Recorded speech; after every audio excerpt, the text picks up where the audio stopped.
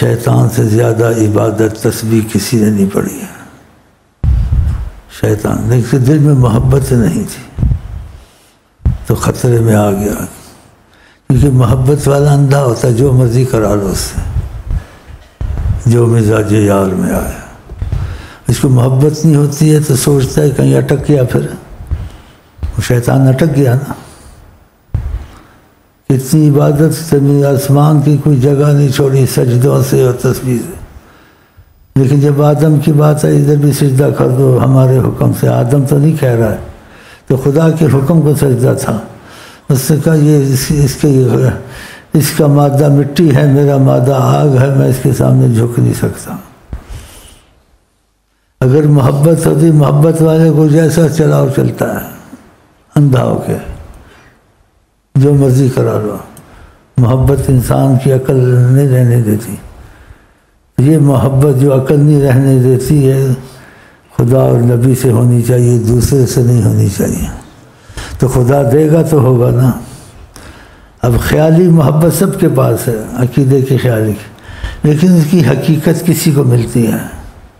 اگر حقیقت ملی ہوتی تو سارے لوگ نمازی ہوتے، سارے حاجی ہوتے، سارے تسبیحاں پڑھتے، یہ فلمیں ختم ہو جاتی، یہ سلمیں ختم ہو جاتے، یہ جھگڑے کچھ بھی نہیں، رحمت رحمت۔ تو خیالی محبت عقیدے کی ہے، لیکن حقیقت دل میں نہیں اتری ہے۔ وہ نہ اترے، آقا جی کو بھی دیکھے فائدہ نہیں ہوتا ہے۔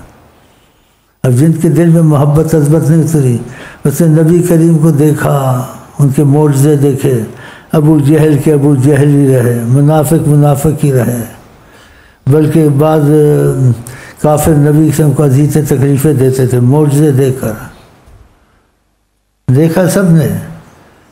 لیکن جس کے دل میں محبت اور عظمت اتر گئی آقا جی کی، وہ ابو بکر بن گیا، عمر بن گیا، عثمان بن گیا، علی بن گیا، اویس کرنی بن گیا۔ دیکھا؟ اور جو دل میں محبت نہیں اتری، دیکھے بھی ان کو فائدہ نہیں ہوگا، کہ دل میں عظمت نہیں اتری۔ اور دل کے دل میں عظمت اتر آیا، وہ دیکھے نہ دیکھے بس سمجھے وہ فنا ہی فنا ہے، محبت اس کو چھوڑے گی نہیں، جلا کے چھوڑے گی۔ یہاں کا اتنا جلائے گی کہ وہ اپنا آپ بھول جائے گا، خدا کو بھی خدا کہے گا، اپنے کو بھی خدا کہے گا، کہے گا ہم تم ایک ہی اللہ جی، ہمارا تمہارا کوئی فرق نہیں ہے۔ فرق ہے، لیکن محبت میں اندھا ہوا وہ کہتا میں بھی تو ہے، تو بھی میں، ایسی کوئی یہاں اللہ۔ دیکھا؟ ان کو معافی ہوتی ہے، اس لیے ان کے حواس نہیں رہتے۔ یہ تو نہیں ہو سکتا قل واللہ احد اللہ الصمد، لیکن ان کو جیسے محبت میں کیسے دماغ ٹکانے نہیں ہوتا، حواس میں ان کو معافی ہوتی ہے۔ جان بوجھ کے ایسا کرے آدمی کافر ہوتا ہے۔ ہاں، تو جان بوجھ کر نہیں کرتے تھے، تو لوگ جان بوجھ کر صوفی نہ بنے، ایسے چکر باز بنے، ان کے شعر پڑھ کے لوگوں کو بتایا ہم یہ ہیں۔ ان کے پاس شعر بھی ہوتے تھے، ان کے پاس کرامتیں بھی ہوتی تھیں، ان کو دیکھنے سے مسئلے حل ہو جاتے تھے۔ ایک بزرگ سے ایسی قسم کا تھا، تو اس نے کسی کو کہا بھائی تمہارے کو مسئلہ نہ حل ہو، مجھے محبت سے دیکھ کے چلے جاؤ، مسئلہ حل ہو جائے گا۔ ہو جاتا تھا جی۔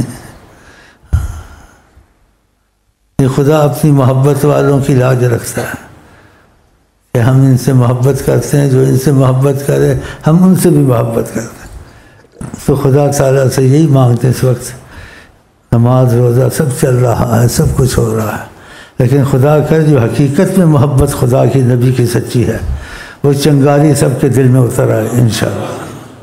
پھر ان کو دیکھا یا نہ دیکھا، اس کا کام بنا بنایا ہے۔ اس کا کام بنا بنایا ہے۔ ہاں، محبت والوں کا حساب کتاب نہیں ہوتا ہے، جو مرضی کریں، جو مرضی لے لیں۔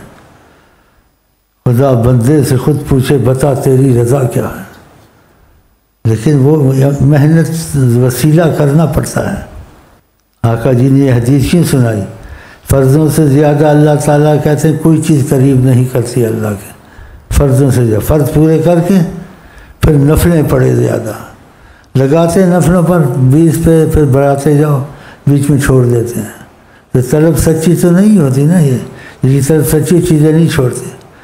تو آقا جی نے یہ حدیث میں اللہ تعالیٰ کہتے ہیں جو فرضوں کے بعد نوافل پڑھیں، حتیٰ کہ مجھے اللہ تعالیٰ کہتے ہیں، حدیث لمبی بیچ میں سے ٹکڑے سنا رہا ہوں، مجھے اس سے محبت ہو جاتی ہے، وہ میرا عاشق ہوتا ہے، میں اس کا عاشق ہوتا ہوں، دیکھا، میں اس کی زبان بن جاتا ہوں، اس کا ہاتھ بن جاتا ہوں، اس کی نگاہ بن جاتا ہوں۔ یہ حدیث شریف میں صحیح حدیث ہے، خدا نہیں بن جاتا، لیکن جو چاہتا ہے، جو اس کے دل میں آتا ہے وہی ہوتا ہے۔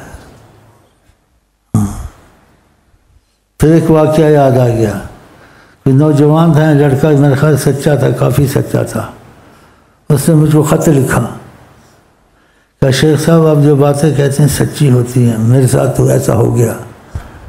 تو خط پڑھا، اس میں لکھا تھا اس نے کہ میں کسی مسجد میں مولانا کے پیچھے نماز پڑھ رہا تھا، تو مولانا نے کوئی سورت پڑھی شام کے بعد، فاتحہ کے بعد سورت پڑھتے ہیں، تو کہتا ہے میرے دل میں آیا اس نے یہ سورت پڑھی ہے، وہ والی سورت پڑھتا تو اچھا تھا۔ اس نے دل میں خیال کیا یہ سورت کی جگہ دوسری سورت پڑھتا جو وہ چاہتا تھا۔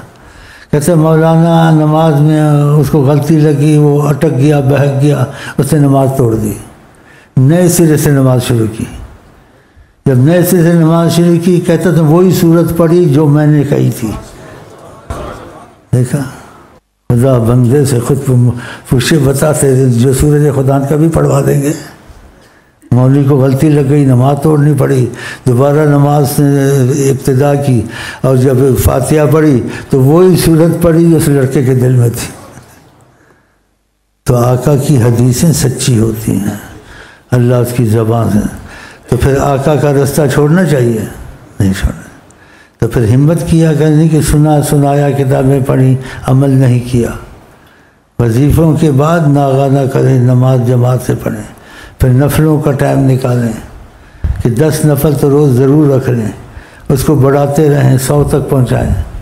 وہ بھی اگر آپ ہمت کریں 100 تک پہنچ سکتے ہیں، اگر اللہ کے قریب ہونا ہے، اور خدا بندے سے خود پوچھے تو کچھ زور کے بعد پڑھ لیے وقفے میں، کوئی شام کے بعد پڑھ لیے، کوئی عشاء کے بعد پڑھ لیے، کوئی عشاء میں، 100 پورے ہو جاتے ہیں بجائے اس کے تم نے رکعت ہیں۔ لیکن تھوڑے تھوڑے شروع کرو، پھر اضافہ کرو۔ اگر خدا رسول سے رابطہ کرنا ہے محبت کا، تو محبت کا تقاضا بھی کچھ ہوتا ہے نا کہ انسان کوشش کرتا ہے۔